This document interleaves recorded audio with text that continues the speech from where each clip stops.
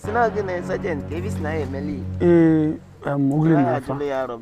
Asem ka mali yemme. Asomba ya olunda akodo. Ndoga achira. Afusi na Anambra State a. No so nda akodo ka akwugo kala di police. We go na ndoga achikita.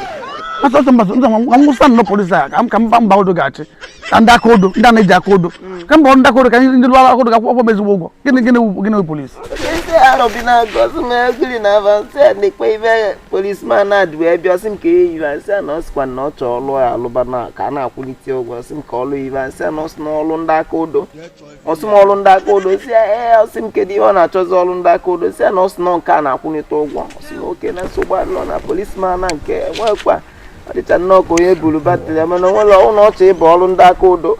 Mucha akodo nye owela no akodo alu ebe nda akodo na ano ya gwa that no nya of the choosing one okwule ne na ya nabati anse onke na eme na osim si okay ka nye akodo osi na mmenye ya akodo iweli ije n'office ndu udoga ndo akodo an lule ni si I am the choosing one okwule ni I'm the choosing okay akodo iwela akodo iweli na ilu ogo DPO na tuyezi kwa ya nishi ibugolo ya akodo ukimule akodo one won kwa ukimule akodo okuya o genge to too much size no arobina gu na emi according to size kinele maro si no ya de kanjebe